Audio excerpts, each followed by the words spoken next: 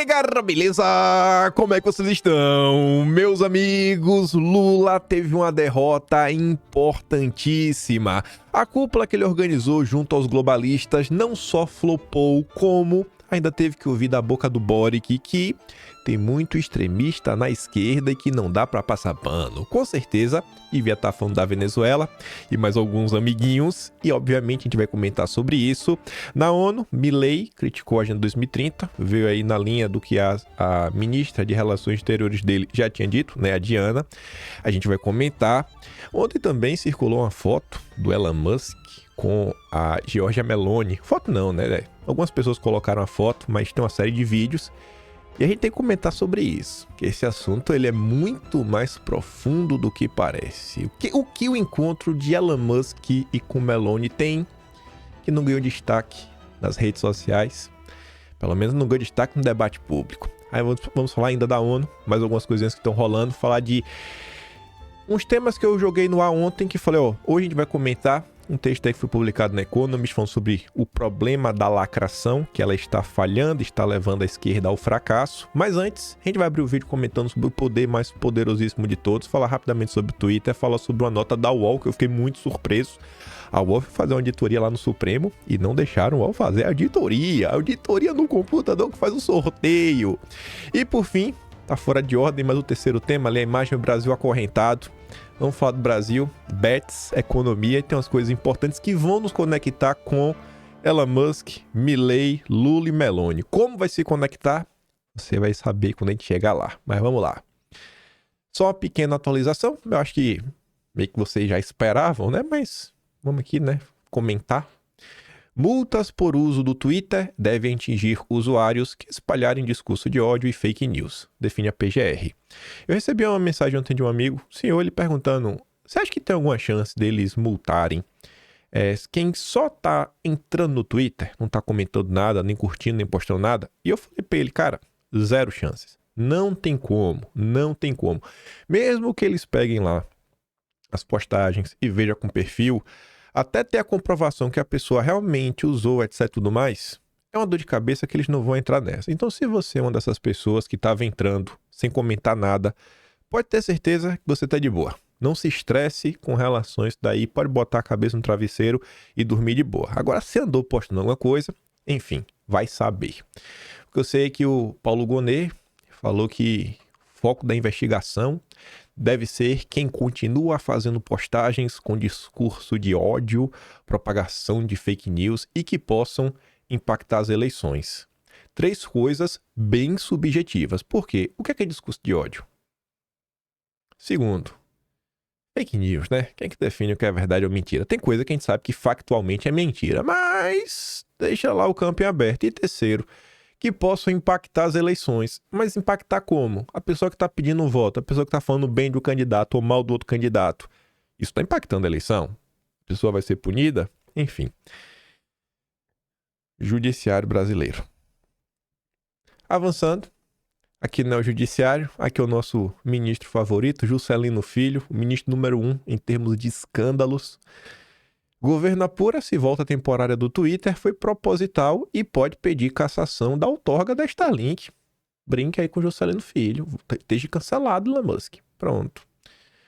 Se ficar comprovado aí que descumpriu de propósito, pode pedir uma outorga aí, né? Para suspender a permissão da Starlink. Ah, mas e os 215 mil clientes? Problema deles. Pô, mas não tem um serviço similar? Problema deles. Quem manda é Juscelino. Quem manda é a turma do Lula. Responsabilidade zero. Um assunto aqui que fez outro, aparece no noticiário, né? Até estava semana passada, quando estava se discutindo a questão da anistia. 8 de janeiro. Com tornozeleira eletrônica, jovem em situação de rua aguarda julgamento há 6 meses. Esse acho que é mais um de tantos outros casos. Só fiquei surpreso da Globo estar comentando sobre isso. Que um jovem de 23 anos, que vivia em um albergue municipal para moradores em situação de rua em São Paulo, ainda aguarda seu julgamento por ter participado da invasão do Congresso no 8 de janeiro. Em sua audiência, ele contou que começou a frequentar o acampamento para ter o que comer e que não tem ideia de nenhuma política. Desde que deixou a prisão, está com tornozeleira eletrônica enquanto espera o julgamento. de tantos outros casos que acho que grande parte das pessoas no Brasil, até as que não são de direita, acham que tá demais, né? Que a coisa já passou demais do ponto, principalmente no tratamento.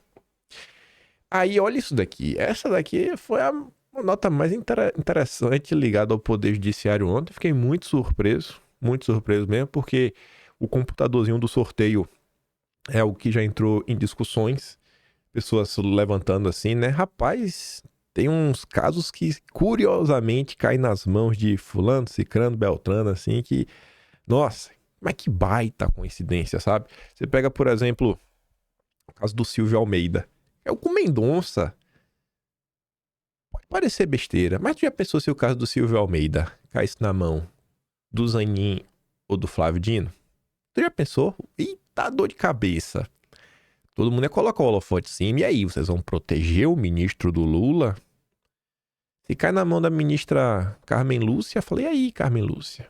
Nós mulheres, vai dar uma resposta ou não? Se cai na mão dos outros, são pessoas, não sei. Não sei se o Lula, não sei como é que ia ficar também. Eu sei que se caísse na mão do Mendonça, como caiu, ou do Cássio, eu falo, tá lá no ministro de Bolsonaro. Esse rapaz fala, não, o que tá sendo feito com o Silvio Almeida, né? Não sei, muita gente levantou esse questionamento. É curioso como acontece esse sorteio. E a turma do UOL entrou em contato, e aqui eles vão relatar todo o processo para poder fazer uma auditoria. Tá ali, ó. Supremo impede o UOL de auditar sistema de distribuição de processos do tribunal. Aí o Eduardo Militão começa falando que o presidente supremo, o ministro Luiz Roberto Barroso, recuou de uma decisão dele próprio e impediu o UOL e uma equipe de especialistas em tecnologia da informação de inspecionar o código-fonte do sistema de distribuição de processos judiciais aos ministros. O que aconteceu? Vamos lá. Após 4 anos, o Supremo concordou com um pedido de Lei de Acesso à Informação, do UOL, para obter acesso ao código-fonte do tribunal. Além de permitir a inspeção, o tribunal deu aval para fazer análise dos registros do uso do programa. A visita foi agendada e acertada com funcionários do tribunal, mas o Supremo mudou a decisão menos de 72 horas antes de ela ocorrer. Dias depois, o ministro Barroso vetou o acesso. Segundo ele, a análise do código-fonte poderia facilitar ataques de hackers e será feita no futuro, sem data definitiva. E aí o UOL vai te narrar todo o processo. Pelo que eles relatam aqui, eles tentaram fazer a coisa bem direitinha, bem amarradinha, sem nenhum tipo de atropelo, com ampla antecedência, acertando datas, tudo bonitinho, todos os protocolos. Aí tá ali, ó. Em abril, o UOL pediu a reserva de uma sala no Supremo para análise do código-fonte de 9 a 13 de setembro. 4 dias, né? Não 5, 9, 10, 11, 12, 13. 5 dias. Com a presença de 4 pessoas munidas de computadores portáteis. Durante 4 meses, o UOL informou funcionários do Supremo, por e-mail, telefone e pessoalmente, que levaria especialistas que residem em São Paulo e na Dinamarca. E por isso, havia necessidade de confirmar as datas para comprar as passagens de avião. O dinamarquês vocês até conhecem por nome. O Supremo confirmou a visita 2 vezes. Em 5 de julho, funcionários do Supremo confirmaram as datas da inspeção com a equipe de 4 pessoas. Não seria possível, contudo, usar computadores portáteis, apenas os equipamentos do tribunal. As passagens aéreas foram então compradas.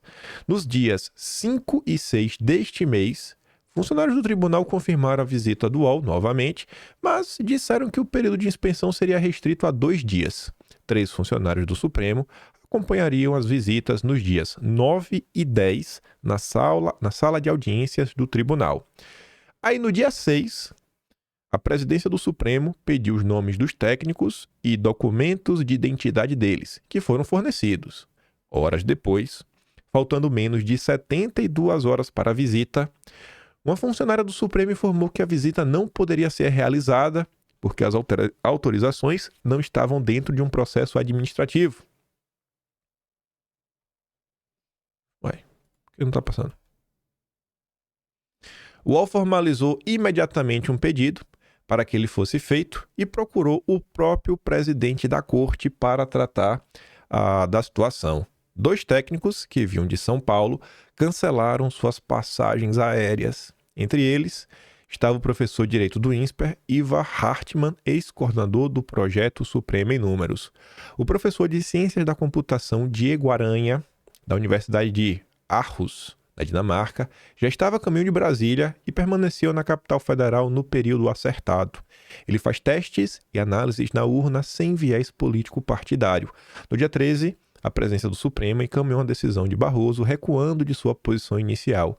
Ele atribuiu a decisão a ataques cibernéticos com o tribunal ocorridos em agosto e setembro. Uma das confirmações da visita havia sido feita depois desses ataques. Eu não entendo, né? Sei que a UOL tá triste. Acho que o Diego Aranha vocês conhecem. A UOL até relata que em outro momento eles entenderam que esse período do UOL era de interesse público, né? O brasileiro queria saber como funciona o sorteio dos processos. Infelizmente, ficaremos sem saber. Mas vamos lá, né? Vamos continuar. Gente, começando para a parte mais interessante. Interessante não, né? Mais interessante é a derrota do Lula. E o Boric dando enquadro nele. Mas algo aqui também interessante, só que a Diana Molino, esqueci o nome agora, Mondino, esqueci o nome da ministra das Relações Exteriores do Milei, a Diana. Ela já tinha comentado isso, né, mais ou menos nessa linha. O Estadão aqui agora trazendo algumas informações extras. Milei acusa a ONU de impor agenda ideológica a seus membros em discurso na Assembleia Geral. Em seu primeiro discurso na ONU, nesta terça, Milei criticou as políticas promovidas pela ONU, especialmente a Agenda 2030. Milei afirmou que a agenda global tem caráter socialista e viola a soberania das nações e os direitos fundamentais dos indivíduos. Mas vejam só, Milei dedicou quase todo o seu discurso a críticas para a instituição, afirmando que a ONU se desviou de seus princípios originais ao impor uma agenda ideológica sobre as nações. De acordo com ele, a organização se transformou em um leviatã de múltiplos tentáculos, que procura decidir o que cada Estado-nação deve fazer e como os cidadãos do mundo devem viver. Ao citar a Agenda 2030, o plano global adotado em 2015 pelos Estados-membros com o objetivo de promover o desenvolvimento sustentável, Milei disse que o projeto, embora bem intencionado, nada mais é do que um programa governamental supranacional de natureza socialista, com soluções que ameaçam a soberania dos Estados-nação e violam o direito à vida, liberdade e propriedade das pessoas. Milei ainda mencionou em seu discurso a rejeição argentina ao Pacto para o Futuro, que é o novo nome da Agenda 2030, e agora o prazo muda de 2030 para 2045. Milei, estamos fora, rejeitamos. A medida foi aprovada, só que a Argentina, junto de outros 5 países, não assinou. No discurso, ao destacar a rejeição ao projeto, o argentino propôs a criação de uma nova agenda, a Agenda da Liberdade. A Argentina vai abandonar a posição de neutralidade histórica que nos caracterizou e vai estar na vanguarda da luta em defesa da liberdade. Nesse ponto aqui, eu acho que o Milei mandou muito bem. Muito bem. Assim, não dá nem para comparar com o Lula, né? Porque o Lula está 100% a favor disso daqui. O Lula trabalha pela Agenda 2030, que agora virou Pacto do Futuro, ou Pacto para o Futuro. Estão chamando de 2 coisas diferentes. Um chama de Pacto do Futuro, o outro Pacto para o Futuro. Mas tá aí. Milei falou, não, na Argentina não. Segue a vida de vocês, toca aí o barco, tá ruim, acho que não é muito bacana não. Eu acho que é bom, coloca aí no país de vocês. Na Argentina, eu acho que vai dar errado. Medida acertada do Milei. Nesse quesito aqui, medida acertada. Por outro lado, Lula teve uma derrota importantíssima. Não sei se é porque a gente está no meio de um período de eleição nos Estados Unidos.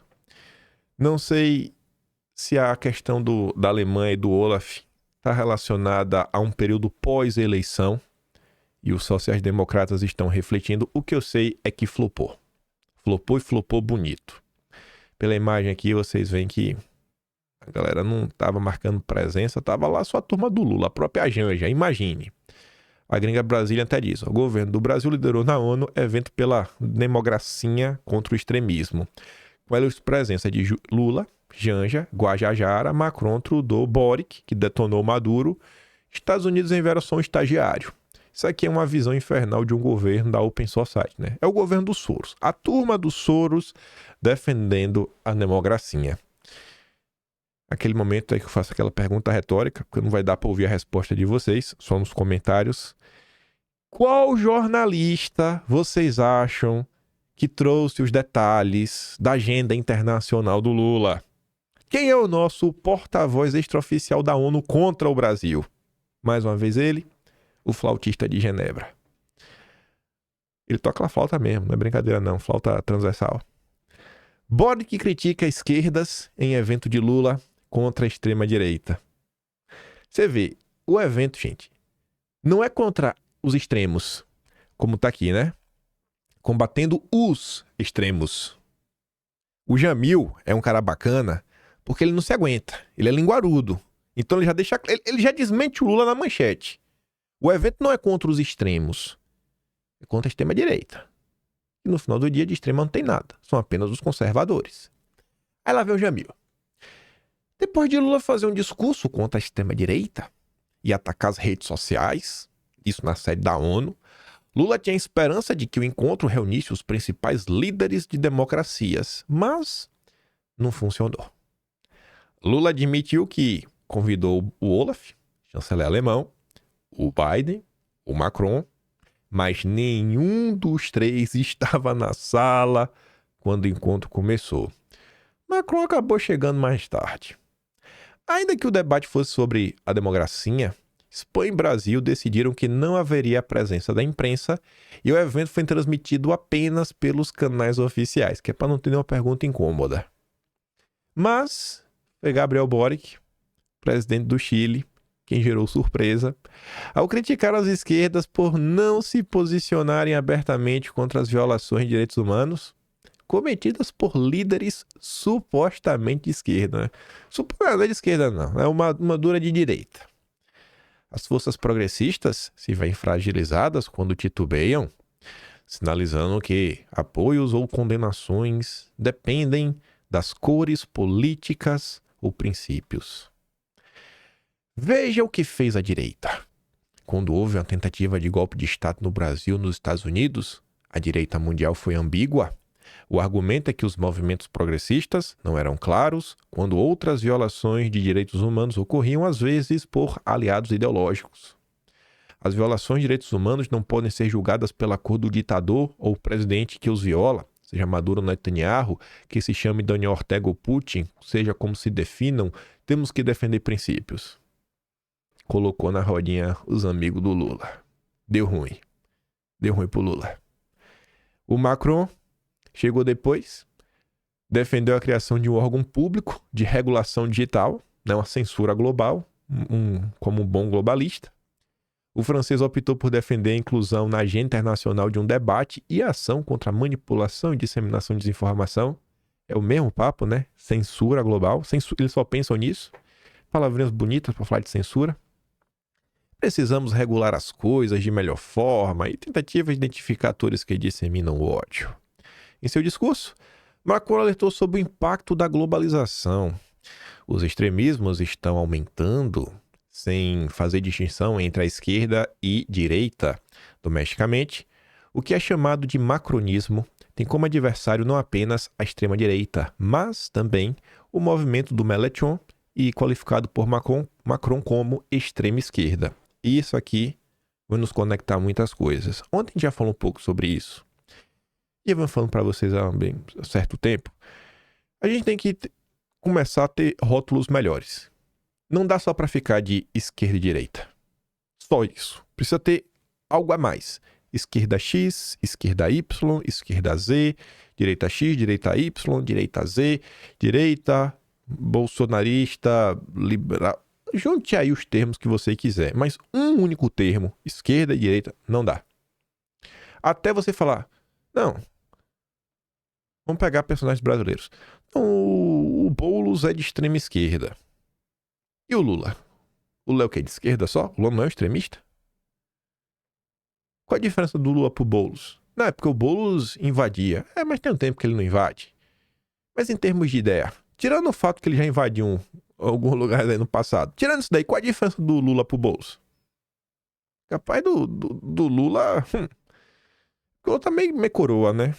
O Lula de santo não tem nada. Qual a diferença do Boulos pra Tabata? Aquela vozinha calma, serena. Qual a diferença? Será que a Tabata não é da extrema esquerda também? Então assim, mas beleza.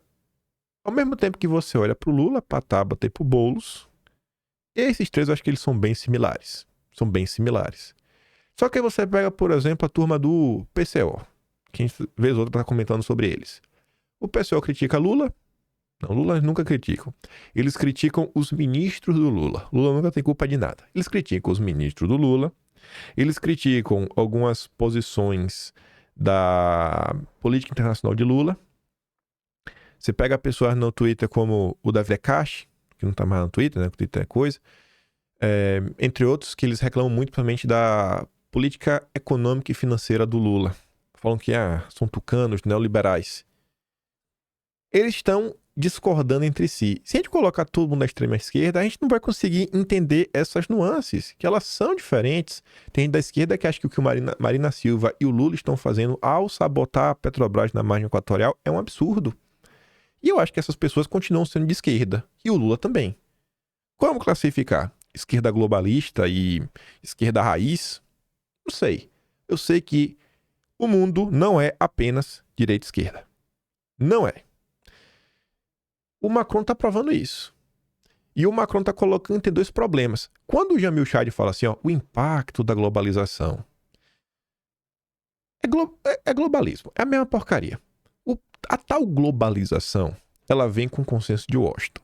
Ali na era Reagan, era da Thatcher também, que todo o processo das políticas neoliberais, privatização toda doidado, levou a desindustrialização, mil e uma coisas, e vários debates ocorreram. A gente comentou sobre isso, se não esse mês, no final do mês passado. Estou na dúvida agora qual foi 2 meses.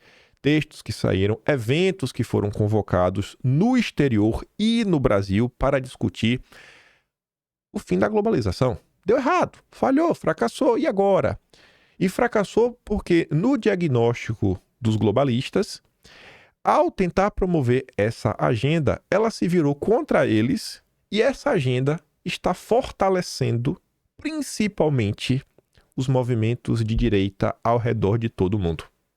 Eles estão creditando o nascimento dessas figuras anti-establishment à imposição dessa agenda que está vindo de cima para baixo. Só abre um pequeno parêntese. França exporta para o Brasil defensivos agrícolas proibidos na Europa. Mas veja só, rapaz. Eu tô meio preocupada com o meio ambiente. Olha só. Não, aqui não pode usar não. Manda pro Brasil. É um ciclo vicioso, né? Acuse, traz os produtos brasileiros, imponha regras e depois financia o cumprimento dessas regras e repita. Mas vamos lá. Olha essa imagem aqui. O filho do Jorge Soros recebendo o governador, né, Tim Walz, na casa dele em Nova York. Se não me engano, o Walz é até o vice da Kamala, né?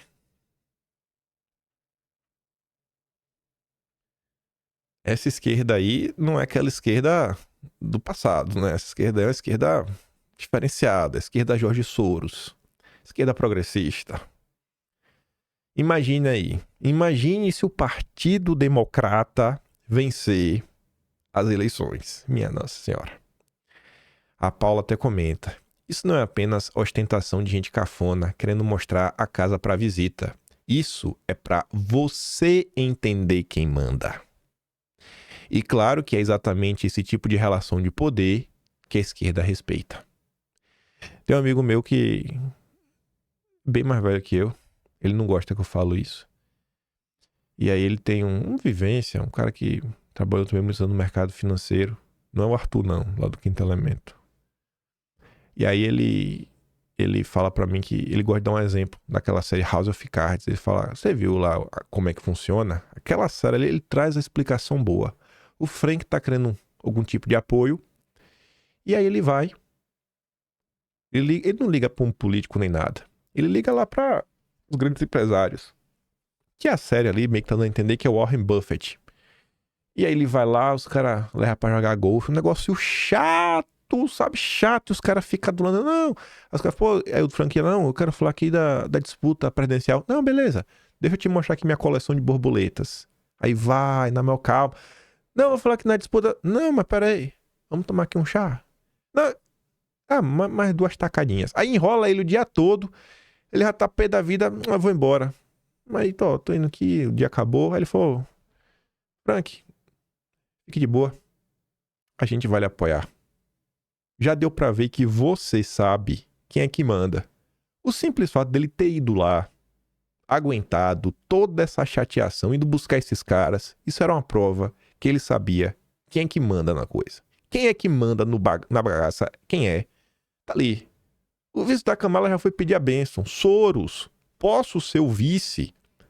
Podemos comandar os Estados Unidos? Foi lá. Manda quem pode e os lacaios estão lá, né, pedindo seu apoio. Mas vamos lá. Antes de continuar falando sobre essas questões internacionais, a revolta dos globalistas contra os extremos, ontem tivemos um fato aí que repercutiu bastante.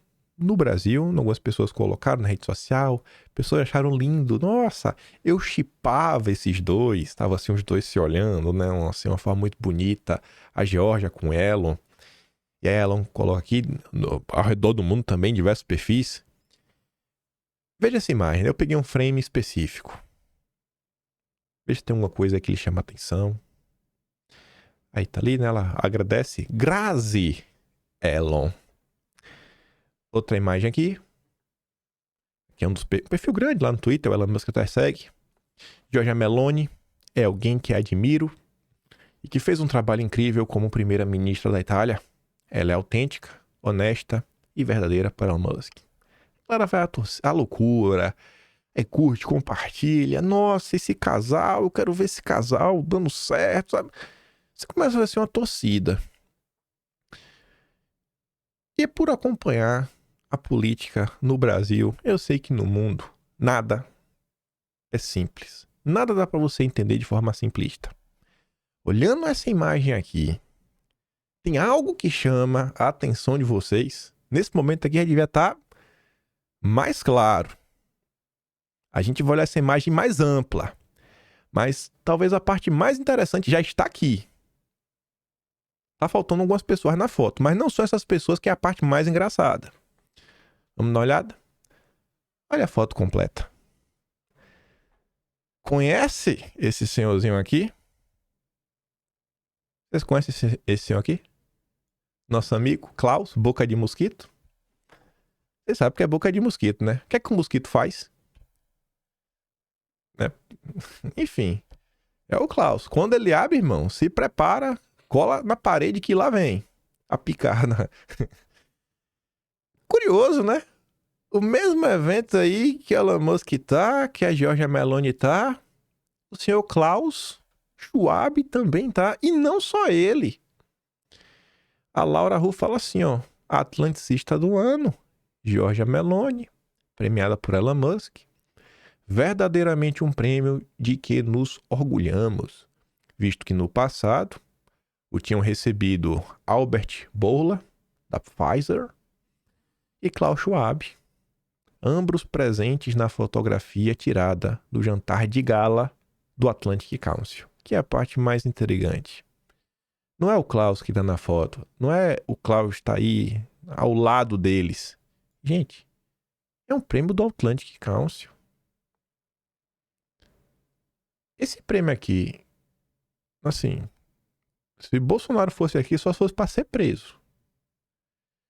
Eu fico de cara como são as coisas. As pessoas ficam presas na estética. As pessoas têm uma visão que Elon Musk é o grande defensor da liberdade. E as pessoas têm ideia que a Giorgia Meloni é a super-heroína da direita italiana. Ela é mais à direita, com certeza. E o Elon Musk está mais à direita do que o que é a esquerda hoje, pelo menos essa esquerda globalista. Mas, gente, eles não são salvadores. E sempre tem algumas coisinhas, umas nuances que tem que ficar de olho. Você sabe o que é que a Atlantic Council fez no Brasil em tempos recentes? Vamos pegar o governo Bolsonaro?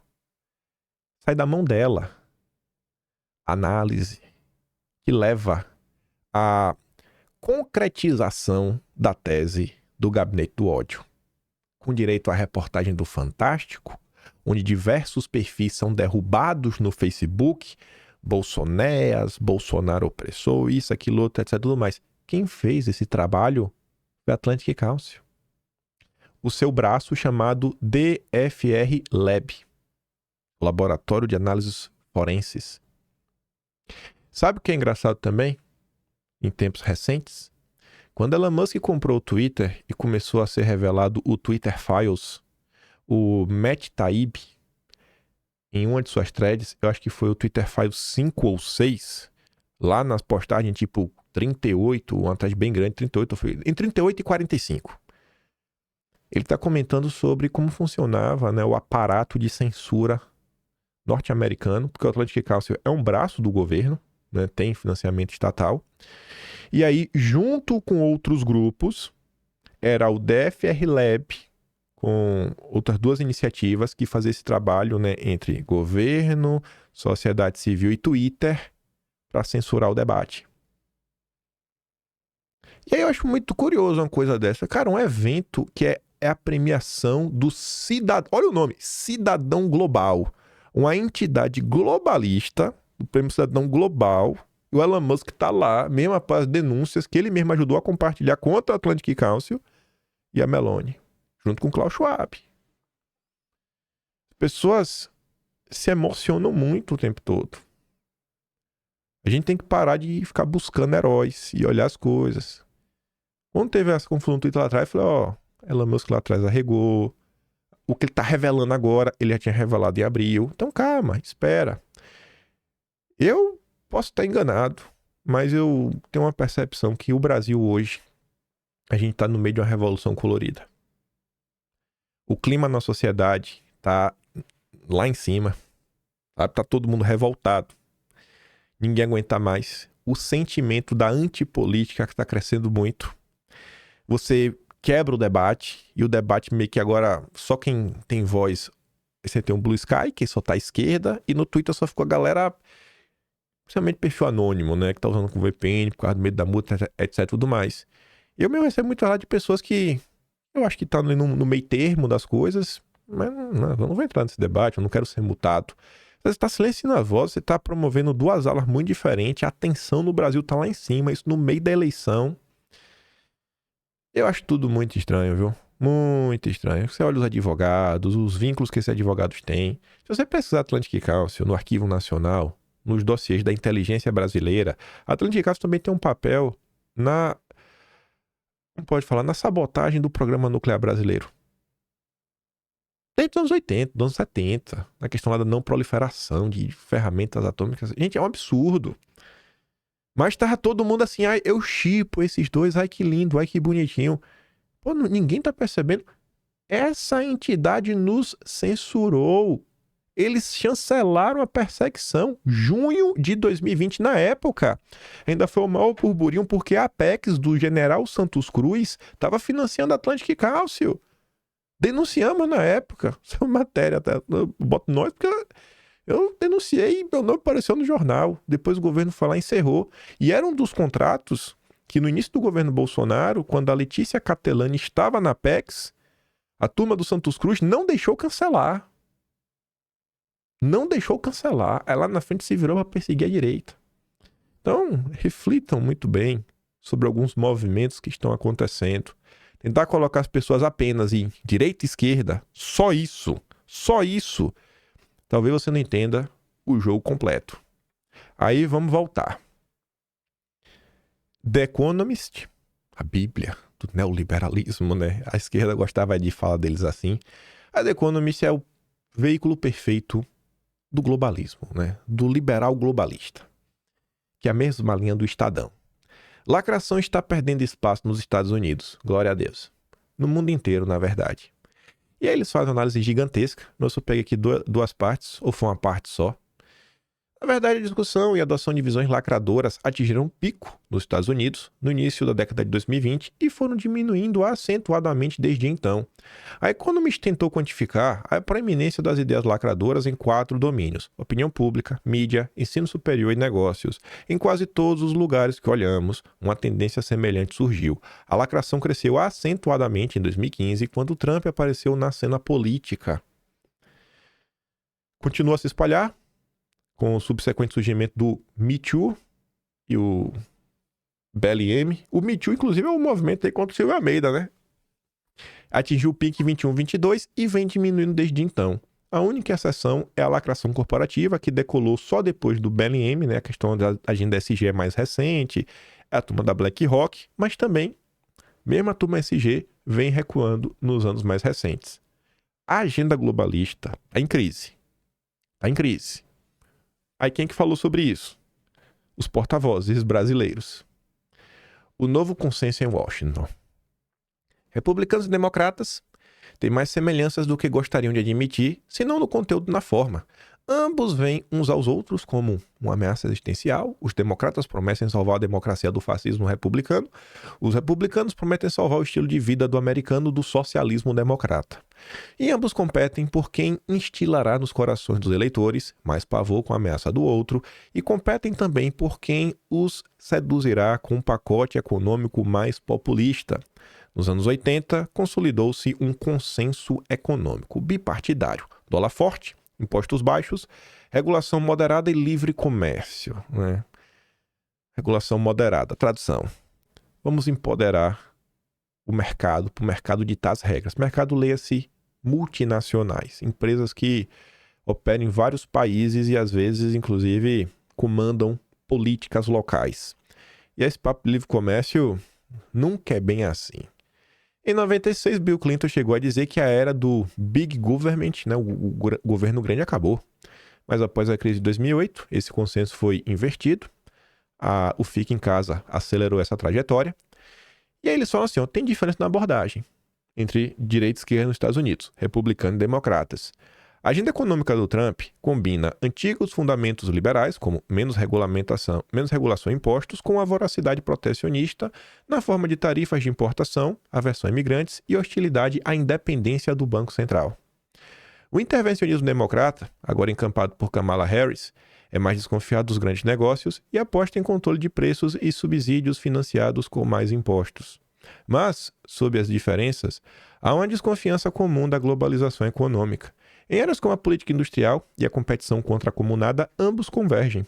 Nos Estados Unidos consegue existir uma agenda que é suprapartidária. Democratas e republicanos entendem que, irmão, a gente tem que garantir pelo menos a nossa soberania, porque a comunada está vindo aí. A gestão de Biden-Harris acrescentou novas tarifas, as erguidas por Trump contra os comunas, e a segurança nacional é um pretexto conveniente para ambos os lados fabricarem outras. Se eleito, Trump pode até redirecionar os estímulos aprovados por Biden à indústria, por exemplo, da economia verde, aquela movida a combustíveis fósseis, mas não vai reduzir. Vai ter estímulo, só vou mudar, não vou dar estímulo para energia verde. É combustível, é gasolina, vamos lá. A realocação da produção industrial em casa e os ataques ao comércio e investimentos internacionais pode ter apelo popular, mas não podem apagar 200 anos de história econômica. Mais cedo ou mais tarde, as falácias do nacionalismo, de que a autossuficiência é possível, de que subsídios eram produtividade, de que a produção local é o que realmente importa, cobra o seu preço. Vem cá. A gente está vendo como os globalistas estão preocupados com o fim de sua era. O globalismo falhou. Qual é o país que faz frente hoje aos Estados Unidos? São os comunas. Por que eles fazem frente? Porque eles possuem um gigantesco parque industrial. Eles resolveram ter indústrias. Produtividade. Eles não estão preocupados com financeirização. Lá, as notícias que saem é recorde de produção. No Brasil, recorde de produção só no agro. Que a gente fala, olha, a safra desse ano foi recorde, tá? E a produção de carros? E a produção de bens industriais, né? Produto de valor agregado. Isso a gente não comenta no Brasil. O que a gente sabe é que a bolsa, na meta e o superávit, é só financiarização. Esquece aumento da produtividade. Aí, diante da crise do globalismo, os porta-vozes do globalismo vêm para criticar o nacionalismo, que é você focar no seu país. Você ser autossuficiente em tudo é impossível. Mas deveria ser a meta. Correr atrás dessa meta. Correr atrás de você ser o mais autossuficiente possível. Isso é óbvio. Isso é óbvio. Os Estados Unidos se desenvolveram assim. A Europa se desenvolveu assim. O mundo se desenvolveu assim. Quando as nações enriqueceram, foi quando elas pararam para olhar para si. Não, cara, eu vou focar aqui, né? O American Way of Life, né? O jeito americano de ser. Cara, lá, vai montar empresa, vai fazer, vai acontecer. Aquele amor, aquele prazer, né? Quem nunca viu um filme lá, bandeira americana para um lado e pro outro. Então, olha o que é a pedra no sapato dessa galera. Políticas intervencionistas contingentes e focadas podem ser úteis para corrigir distorções circunstanciais ou alavancar indústrias incipientes, mas, adotadas como regra geral, elas sempre reduzem a liberdade econômica e, com isso, as fontes últimas do crescimento sustentável de um país, produtividade, inovação e competitividade. A comunada, meu irmão, lá tem muito controle. Na comunada, acho que lá tem controle social das pessoas. E lá, irmão, tem muita competitividade, inovação e produtividade.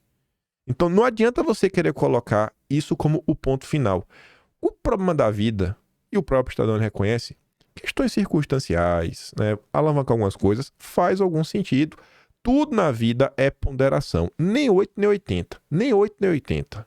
O problema não é o protecionismo. O problema é quando você olha para o Brasil e você vê que o Estado brasileiro petista só quer ajudar campeão nacional. Esse é o problema. Não é um olhar que o Estado petista para e pensa, cara, o que a gente pode fazer para fortalecer a indústria nacional como um todo? Fortalecer os empregos no Brasil, as empresas brasileiras. Não. É um olhar direcionado. Quem é meu amigo aqui? Vou ajudar meu brother. Aí dá errado, pô. Mesmo com os intervencionismos de lado a lado, na gestão de Trump e Biden, os fundamentos da economia americana seguem fortes. Desde 2019, ela cresceu mais do que 2 vezes mais rápido do que a zona do euro, por exemplo. Ah, vá. É mesmo. Rapaz. Seja lá quem assuma o comando, a tendência é dobrar a aposta em seu modelo intervencionista para promover a expansão econômica, quando na verdade a porá em perigo. O caso americano é instrutivo ao mostrar que, preservadas certas funções básicas do Estado, a economia pode prosperar mesmo em períodos relativamente longos de uma política disfuncional e divisiva. A economia pode resistir a um sistema político ruim, mas até onde ela pode resistir a políticas econômicas ruins é algo que, seja lá quem vença, será testado nos próximos 4 anos. Esse papo aí, ele é muito raso. Quem vai comentar sobre isso com uma profundidade muito maior e com conhecimento é a Foreign Affairs. A gente vai falar sobre isso, mas antes, veja esse editorial aqui da Folha de São Paulo. O Estadão publicou isso daqui, foi mês passado, dia 23. Um dia antes disso daqui. No dia 24 de agosto, e esse dia é um dia importante, vem a Folha de São Paulo falar sobre a privatização da Petrobras Caixa Banco do Brasil. Parecia impensável a venda de companhias portentosas como Embraer e a Vale, dos setores de telefonia e energia elétrica. Tudo isso foi feito com grande sucesso. Não sei se é grande sucesso, né? O que fizeram com a Vale, acho que é crime de lesa pátria. O inconcebível hoje é que tais atividades e serviços públicos já tenham estado à mercê da ineficiência da gestão pública. Tá bom. Invocam-se pretextos nacionalistas e estratégicos para preservar o poder de lotear cargos, distribuir favores e bancar projetos de retorno duvidoso. Bom, aí que tá. O problema não é você ter uma Petrobras. O problema é você usar a Petrobras para dar cargo para amigo. O problema não é a Petrobras investir. Ela tem que investir. Toda petroleira investe. O problema é projetos duvidosos, como o PT fez no passado. Então, assim, o tempo todo a imprensa está forçando um extremismo, ou 880, ou 880. E eu tô te falando isso tô falando do Trump e outras coisas, porque vai fazer sentido no próximo tema. E a gente vai voltar puxando tudo. Tô falando questão de botar. Esse 880 é sacanagem. Petrobras e Caixa, especialmente, são assíduas no noticiário sobre aparelhamento e má gestão. Continua sob assédio das forças reacionárias, intervencionistas, à esquerda e à direita, sujeitos a retrocessos. Há um trabalho de convencimento a fazer e um longo processo de conhecimento a ser aproveitado. Beleza. Esse dia, o dia que a Folha de São Paulo fez esse editorial, é o dia, né, não sei se celebra, mas enfim, é o dia da morte do Vargas. Você acha que isso aqui é aleatório? Óbvio que não é. O pessoal faz de propósito, mas de propósito, porque o Vargas é conhecido, né? É um estatista, o povo gosta dessa palavra, né? Não existe uma política estatista, mas tudo bem. É o cara aí, o cara defendeu o petróleo nacional, a Petrobras. No dia que o cara bate as botas, lá vai a Folha defender a privatização da Petrobras. Mas beleza. Aí você vem com uma análise realmente profunda da situação. E uma discussão muito mais, sabe, muito mais coesa do que choro de quem está desesperado vendo a ordem globalista ruir. A Foreign Affairs, que é uma revista, pode ser também um viés mais globalista, mas um negócio que é um pouco mais intelectualizado, né? Quem escreve aqui tem um conhecimento maior. Tem até um texto interessante do Fukuyama, que saiu na Foreign Affairs, eu estava lendo, que confirma o que eu estou falando para vocês. Mas vejam só. O retorno da governabilidade hamiltoniana. Eu vim conhecer as ideias do Hamilton mais ou menos ano passado. Dei uma olhada. Até li algumas coisas na Biblioteca Nacional. O Simonsen falava dele e das ideias do lixo e tudo mais. E o mundo bem em crise, algumas coisas rolando. Pessoas, agentes, grupos políticos se reposicionando para o que está por vir. Muita confusão. No Brasil a gente só discute besteira.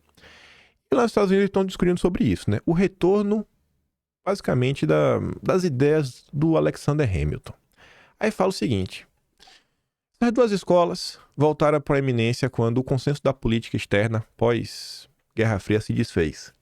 Depois dos anos 90, um consenso amplamente liberal e globalista definiu os limites dentro dos quais os internacionalistas liberais, em sua maioria democratas, competiam contra os neoconservadores, em maioria republicanos, chamados neocons. A retirada do Obama da intervenção humanitária após a desastrosa campanha na Líbia em 2011 ilustrou o declínio do domínio do internacionalismo liberal entre os democratas. O mesmo aconteceu com sua resposta contida à agressão russa na Ucrânia em 2014. Da mesma forma, a vitória chocante de Trump na disputa primária presidencial republicana sinalizou o colapso dos neocons como uma força eleitoral significativa entre a base republicana. O Trump não é o neocon. O neocon, ele tem uma política assim um pouco mais à direita, em termos de moral, mas ele adora intervir no país dos outros. O Trump não, irmão. Sai de perto de mim. América. Vamos olhar para os Estados Unidos. Então, assim, ele vai colocando aqui a ordem dos fatos que aconteceram. Desse mundo que está vindo pela frente.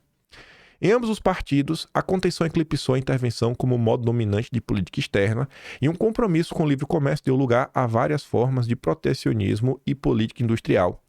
O consenso liberal e globalista entrou em colapso. Ele está falando do consenso de Washington. Assim que a competição geopolítica retornou ao centro dos assuntos mundiais. Hoje, a segurança dos Estados Unidos e seus aliados, juntamente com a variedade de bens públicos internacionais que a Pax Americana outrora garantiu amplamente, está cada vez mais ameaçada. Os fundamentos da ordem mundial liderada pelos Estados Unidos estão se erodindo constantemente, com crises cada vez mais profundas nas fronteiras ocidentais da Rússia, Oriente Médio e nas águas contestadas ao redor da Comunada, ou seja, Oriente Médio, Ucrânia e Taiwan. Outra escola histórica de política externa dos Estados Unidos, o pragmatismo hamiltoniano, é mais adequado às crises do mundo contemporâneo, com base na filosofia política de Alexander Hamilton, pai fundador e primeiro secretário do Tesouro. Esta escola oferece uma grande estratégia que promove ativamente o comércio dos Estados Unidos, o patriotismo americano e o realismo esclarecido em relações exteriores.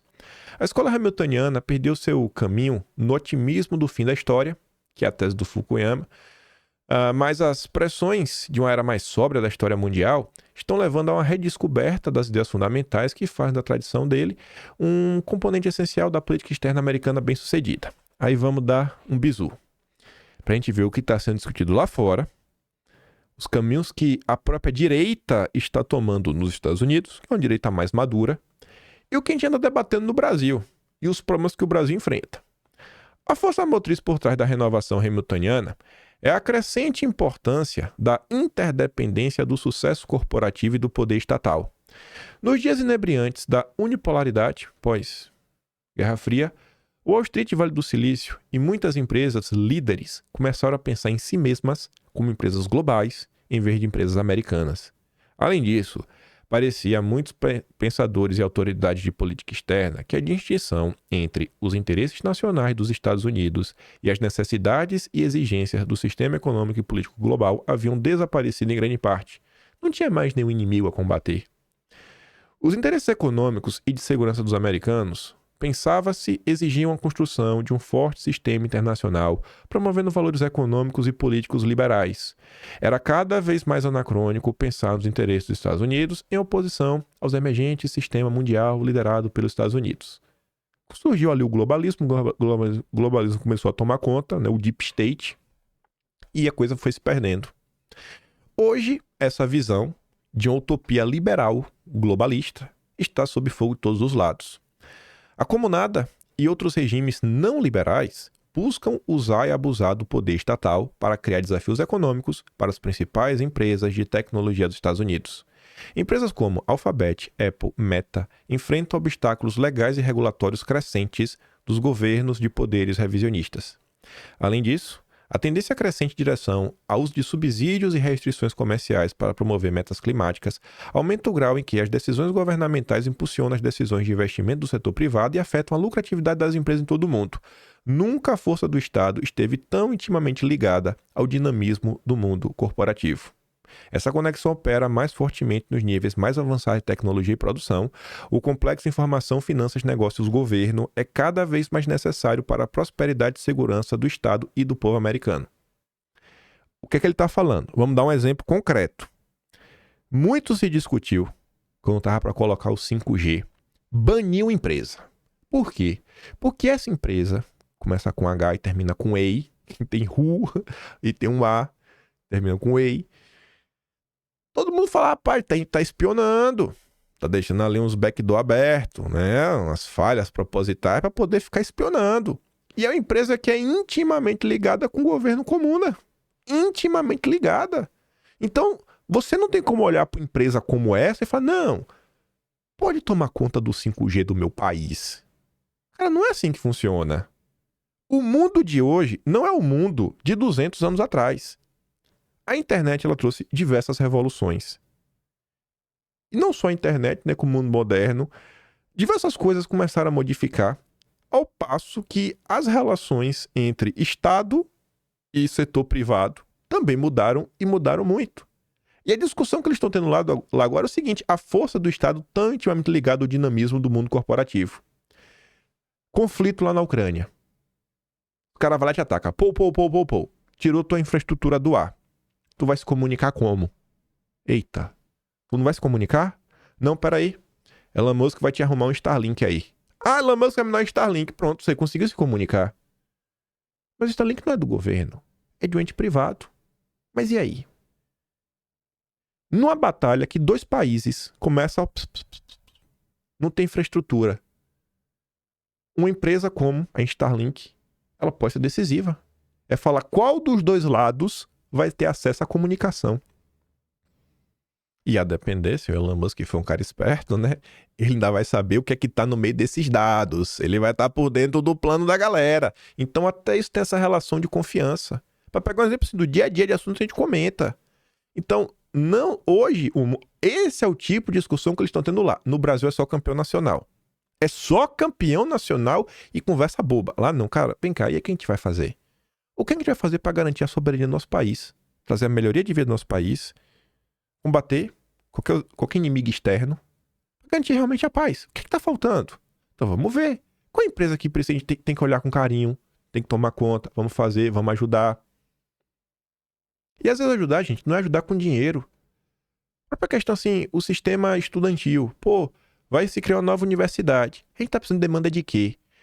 Naquela região tá para se criar fábrica disso. Um complexo focado só em internet. Pô, então, já que a gente vai criar uma nova universidade, talvez seja interessante colocar lá, porque você está precisando de uma mão de obra mais qualificada, e vamos focar nos cursos na área de exatas, para tentar a gente dar mão de obra qualificada.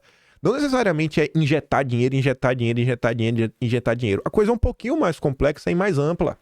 Lá eles estão se questionando como melhorar as nossas vidas, o que fazer para avançar, qual é o debate similar no Brasil em torno desses temas. Eu desconheço.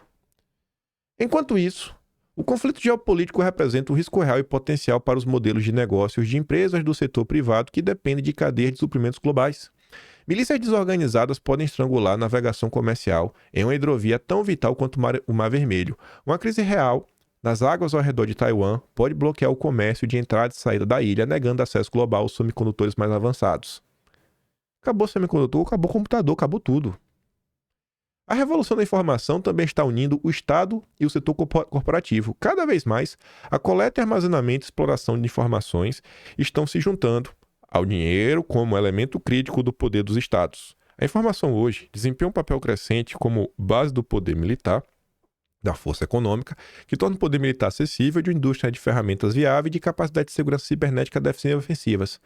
A inteligência artificial que eu estou usando, o ChatGPT, eu estava vendo o Fábio Akita falar, para você rodar, né, a aprendizagem, cada nova rodada de vamos pegar mais conhecimento. Ele falou, em média, está se gastando 6 bilhões para você rodar, né, o machine learning. 6 bilhões. E aí? Todo mundo está colocando. É a fronteira tecnológica hoje. E aí? Qual a participação do Brasil disso? Zero. Dada a importância estratégica do setor de informação e a realidade de que apenas empresas privadas lucrativas podem suportar os enormes investimentos necessários para construir uma cultura de inovação tecnológica sofisticada que pode permitir que um dado Estado compita, os Estados não podem evitar ter um forte interesse na saúde e prosperidade de um setor de tecnologia de base nacional. O Estado ele só vai ter força se suas empresas forem fortes. Então, precisa cuidar bem do Estado, das empresas, né? Não pode criminalizar os empresários e só ajudar os campeões nacionais. Nem podem ver com indiferença o sucesso de empresas sediadas em países hostis ou não confiáveis. Exatamente. Olha o que a Huawei está fazendo, hein? Vamos ficar de olho. Líderes empresariais e governamentais estão descobrindo hoje algo que Hamilton poderia ter dito a eles e que é verdade há muito tempo. Política econômica é estratégia e vice-versa. Os efeitos combinados da revolução da informação, a mistura massiva de investimento e ativismo regulatório por governos no complexo energético, envolvido na luta contra as mudanças do clima, impacto contínuo das mudanças regulatórias introduzidas na esteira da crise financeira, colocaram o mundo corporativo e o Estado americano em contato íntimo. O papel da competição econômica e tecnologia na disputa com a comunada reforça o casamento entre Casa Branca e Wall Street. A direita libertária, olha a quantidade de rótulos diferentes que ele vai usando. Neoconservadores, liberais internacionalistas, direita libertária. Ele não fica só, a esquerda defende isso, a direita defende isso, a esquerda é isso. Não. Para você tentar conseguir tatear e pelo menos enxergar que existem alguns grupos diferentes. A direita libertária vai ficar desapontada com a existência do nexo e que ele se aprofundará inexoravelmente. A esquerda anticorporativa ficará magoada ao perceber que os estados escolherão por necessidade usar sua influência econômica e política para fortalecer em vez de controlar as big techs. Na era atual da competição geopolítica, Washington vai se preocupar mais se suas principais empresas de tecnologia são fortes o suficiente e bem equipadas o suficiente para fazer frente aos seus rivais comunas, do que se as empresas de tecnologia dos Estados Unidos estão se tornando grandes demais. Os futuros presidentes têm mais probabilidade de resistir aos esforços da União Europeia para impor pesadas multas antitrusts às empresas de tecnologia dos Estados Unidos do que impor regras semelhantes em casa. A questão de saber se uma determinada empresa de tecnologia é parceira leal e confiável para Washington vai importar mais para o governo dos Estados Unidos do que se a empresa é muito grande ou rica. Essa realidade, por sua vez, levará as grandes empresas de tecnologia a buscar um modus vivendi com o Estado. E para encerrar, que é esse aqui, para a gente falar de Brasil, o sistema político dos Estados Unidos tornou-se recentemente sensível à relação entre negócios e segurança nacional. Da batalha do governo Trump contra a Huawei, a proibição do governo Biden de empresas russas de segurança cibernética como a Kaspersky, os formuladores de políticas estão examinando atividades de investimento e compra por empresas privadas para identificar consequências potencialmente adversas para a segurança nacional. Cada vez mais, a diplomacia econômica dos Estados Unidos incorpora explicitamente questões de segurança entre seus principais objetivos. Acordos com AUKUS, o Acordo Submarino Nuclear entre Austrália, Reino Unido e Estados Unidos, abrem portas para relacionamentos tecnológicos mais próximos com parceiros confiáveis. Enquanto isso, diplomatas dos Estados Unidos buscam influenciar decisões de fabricantes de semicondutores e governos amigos para impedir que países hostis tenham acesso a tecnologias críticas. A ascensão do populismo também está levando as empresas, em autodefesa, a abraçar o Estado-nação. O nacionalismo populista vê as corporações multinacionais, as grandes empresas e o capitalismo financeiro com profunda suspeita. As empresas vistas como menos do que leais aos Estados Unidos podem enfrentar uma reação rápida de políticos furiosos que as atacam como woke ou pró-comuna ou ambos. Por razões domésticas e internacionais, os líderes corporativos americanos provavelmente encontrarão um novo valor em permanecer perto da velha glória. Trump está com um discurso muito diferente de 2016, muito mais maduro, olhando para diversas questões que não olhava antes. Focado na questão econômica, trazer melhoria de vida para as pessoas. No Brasil até hoje, a gente está preso no antipetismo e parece que a gente não sai disso. E esse texto, ele vai muito além.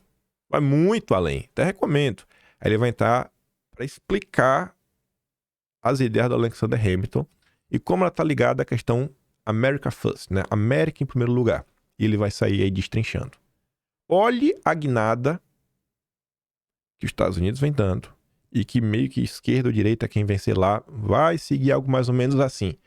Veja o que se debate no Brasil. Qual das duas nações você acha que vai prosperar mais? Onde você acha que a vida vai estar melhor? Já está melhor, né? Só vai ficar melhor pro lado de lá. Pelo menos é a tendência. E o Brasil? Bom.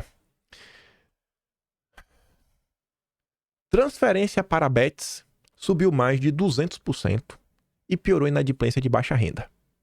Lá eles estão discutindo a fronteira tecnológica. No Brasil, o pobre está perdendo tudo em aposta. O Banco Central tem monitorado as transações via Pix, feita para o site de apostas, e identificou um forte crescimento no valor transferido desde janeiro desse ano. O ticket médio de transferência para a casa de apostas subiu mais de 200% e já está tendo um efeito na inadimplência. O comprometimento da renda das famílias nesses sites de aposta está gerando uma percepção de que podemos ter uma piora na qualidade do crédito na ponta, inclusive com um grande comprometimento. Quem afirmou isso foi até o Campos Neto. Fiquei surpreso. Na verdade, não fiquei surpreso, né? Porque para eles estarem reclamando, gente, é porque o dinheiro da poupança está desaparecendo.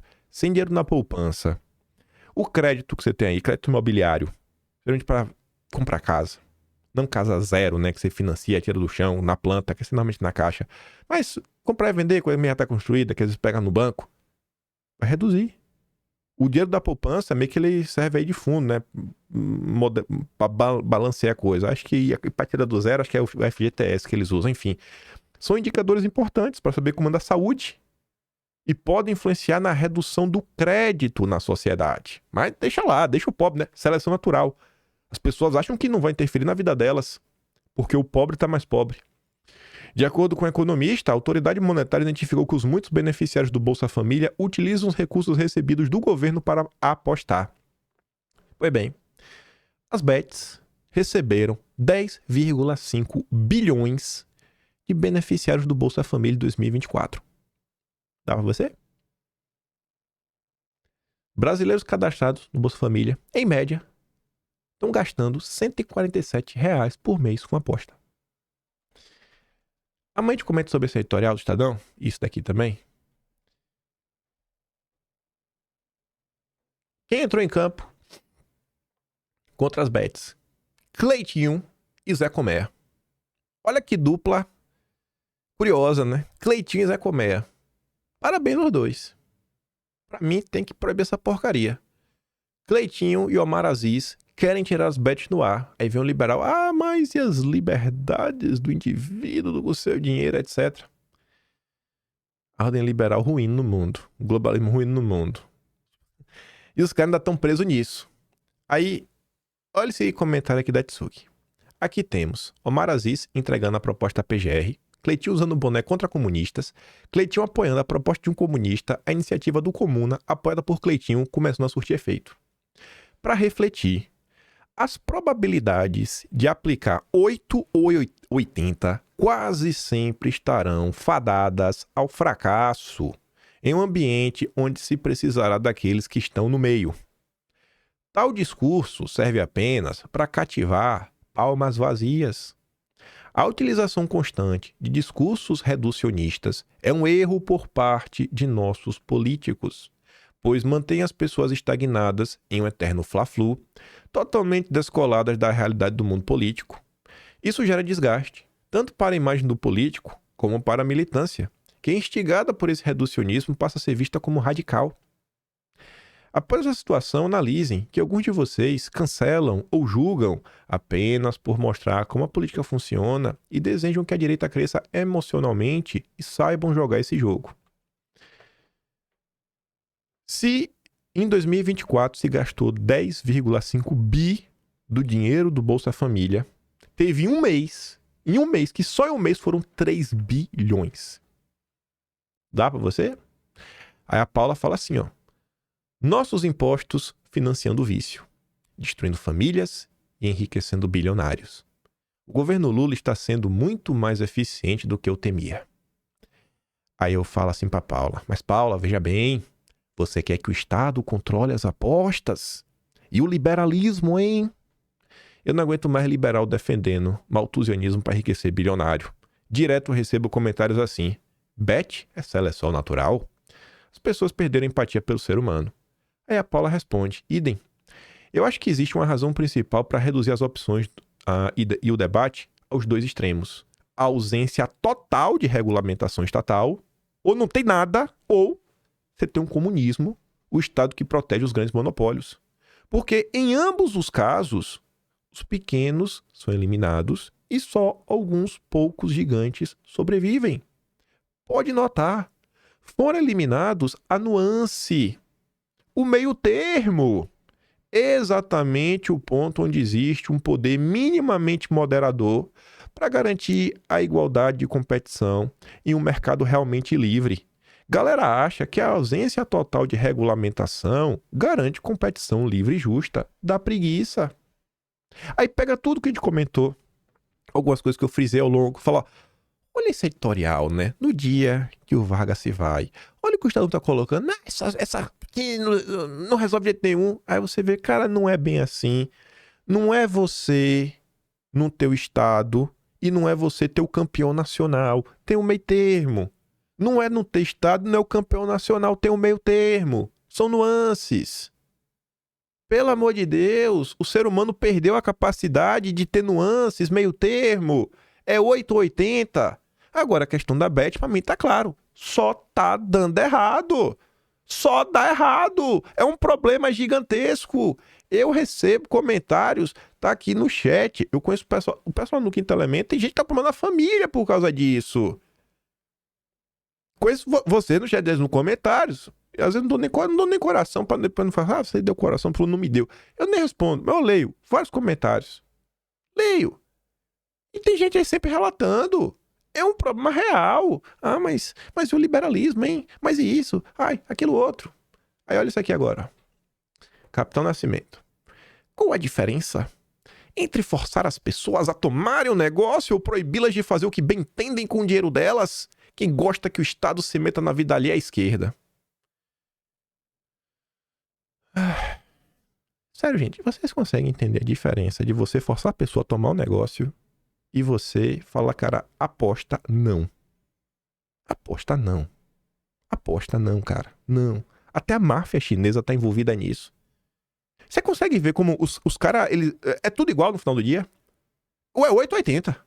Ou é 8 ou 80? Não é, é tudo igual. Ou tem estado, não tem nada. Aí a thread continua, né? O feirense covardão é estatista. Não pode ver uma privatização que fala contra.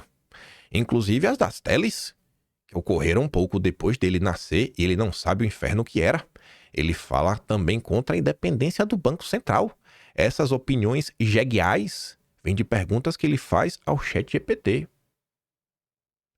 Gosto da definição do conservador de esquerda. Indivíduos que se autodenominam de direita, mas que são repletos de pensamentos da esquerda, como por exemplo de tal que o indivíduo deve ou não fazer com a própria vida. Pior é quando se vê isso de quem se autodenomina ANCAP.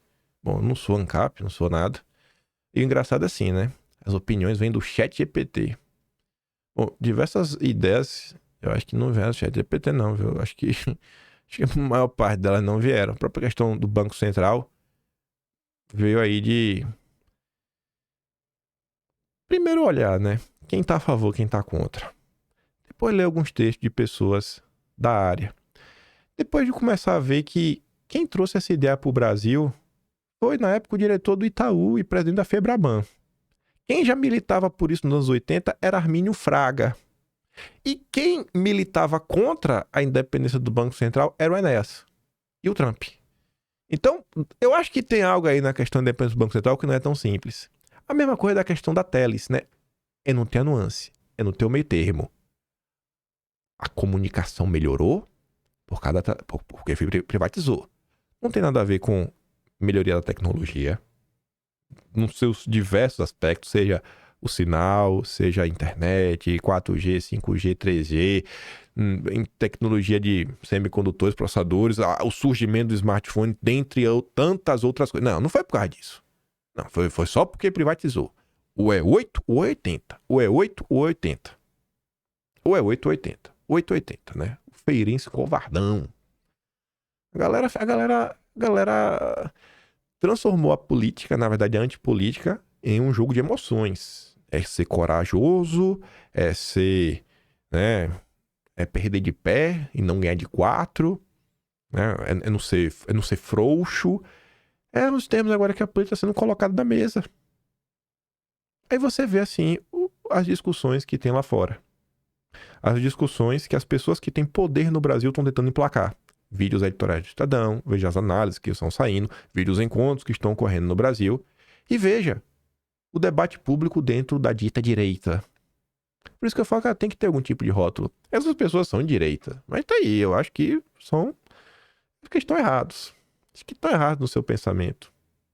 Você vê, cara, as nuances, as pessoas perderam no Brasil. É tudo ou nada. Ninguém... Ou o cara é herói ou o cara é vilão. E para chegar só nos finalmente aqui, segundo o estudo do Banco Central que acabou de sair, o mercado das bets possui um tamanho de 240 bilhões de reais, ou seja, é maior que o mercado de financiamento automotivo.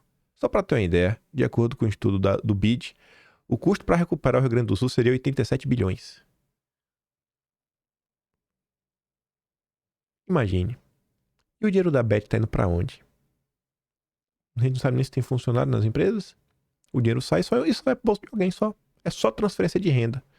O mercado automotivo não. É indústria, é fábrica, são setores agregados. Até o cara que está dirigindo a cegonha, que não tem a ver com a produção, também está trabalhando. As concessionárias que vendem.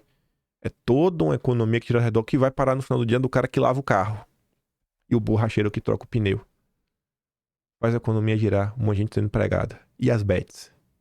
Elas só corroem a economia nacional. Mas não adianta, né? Isso aqui eu comento depois, mostrar os liberais no Brasil. Mas acho que deu pra vocês pegarem um pouco da visão do que eu queria comentar. Olha o que tá se debatendo lá fora. Olha o que tá se debatendo no Brasil. Olha também, algumas figuras que o povo olha e às vezes, né, gera uma conexão por uma ideia, né? Não, é brabo, é corajoso, né? Tem bolas, tem culhão. Nossa, grande George, grande Elon Musk. Elon Musk era um super-herói. Agora ele tá na fase traidor. Daqui a pouco ele é herói de novo. Eu fico assim olhando, né? Que, gente, a gente vai parar onde com isso daí? Política não é isso. Política não é jogo de futebol pra ficar de torcida. Sabe? Um país não é jogo de futebol. Esse sentimento antipolítico, ele tá crescendo demais. Sabe, o time de todas as coisas juntas tá muito engraçado. E o Brasil é o país das coincidências. O time que suspende o Twitter, várias pessoas saem do Twitter. Conheço várias tias do Zap que não estão usando. Ficou o discurso meio que radicalizou para um lado da direita. Se você não gosta desse tema, assim, né, ele seguiu por uma linha de onde pelo menos eu discordo. A esquerda foi em massa pro Blue Sky, bolhas cada vez mais distantes. Veja que não tá mais tão comum você ver aqueles prints rodando na tela. Olha o que o fulano falou, olha o que o fulano citou. As pessoas estão deixando de ouvir umas às outras. Tá cada vez mais na bolha e aí começa a gerar aquele tipo de sentimento, né? Pô, de reafirmação. O cara só vê comentários iguais, então ele acha que ele tá 100% certo, porque todos os comentários são iguais. Um pouquinho diferente, tome paulada. Por quê? Porque agora só tem esquerda de um lado e direita do outro. Se você não canta o discurso da maioria... Então, que país vocês querem criar? A eleição? Sim, a eleição de agora vai impactar em 26. E 26 e agora e o futuro é a vida de vocês. É a vida de vocês. Para onde nós iremos marchar? Para onde vai o Brasil? Para onde vai o Brasil? Educação, saúde, infraestrutura, segurança pública. Para onde vai o Brasil? Com Lula vai pro buraco. E as opções que estão na mesa, vai para onde? Tá todo mundo aí emocionado. Respira um pouco. Não deixem a emoção tomar conta de vocês. Não deixem a emoção do lavar a alma. Eu vejo que, só para encerrar, que já tô falando demais, em 2020 a gente estava aprendendo sobre disputa pela eleição da presidência da Câmara. A gente já estava entendendo que, cara, para passar uma coisa no Congresso são 257 votos, se for um PLP, se for um pé de lei maioria simples, se for uma PEC são 308. No Senado é maioria simples, ou 41, ou 49. E se for o qualificado tipo impeachment, é 3/5, né? 342 na Câmara e 54 no Senado. A gente tá começando a entender esse processo de números, etc, tudo mais. E agora a gente tá voltando para aquela fase do não tem acordão, não tem isso, vai ou não vai, ou vai ou racha, não sei o que. Gente, sabe, eu acho que esse caminho não vai levar à vitória que as pessoas esperam. Eu acho que não vai levar à vitória. Mas, beleza. Se quer insistir no caminho, vai lá, insiste no caminho. Eu acho que não é esse direcionamento, não acho que é essa postura que vai devolver para a direita o que a direita vai conseguir conquistar o país que ela almeja. Mas todo mundo também é livre para escolher o caminho que quiser. E é isso. Eu vou ficar por aqui. Se for meu trabalhinho, quiser dar um pouco mais, passa no meu canal, tem um botão de valeu, tem um Patreon na descrição e tem um Atlas. E sobre ele, a gatinha, e não é inventando história não, nem desculpa, né? A gatinha da Mari ficou doente. Então até agora aquela versão de revista bonita, com as páginas coloridas, não tá disponível. Foi um negócio sério, né? E tem gente que é muito apegada de modo de estimação. Ela pediu mil desculpas, assim, normalmente quando ela atrasa 4 dias no máximo, passando dia 15 já tá lá, a versão minimalista. Mas eu dou 4 dias, dessa vez tem muito mais do que 4 dias, né? Então, talvez até impacte já o do mês que vem, porque, olha, o tempo já tá chegando quase em outubro. Mas eu entendo, né? Quem tem animal de estimação deve entender. A bicha tava mal. Mal mesmo se falar com ela. Eu falei, pô, Mari, não entendo isso daí. Né? Espero que o pessoal entenda. Se não entender também, eu não tenho essa capacidade técnica de fazer isso. A Mari vem fazendo desde o primeiro. Enfim, né? Tá fazendo, tá dando certo. Não vou mexer em time que tá ganhando. E é isso. Compartilhe, volte amanhã.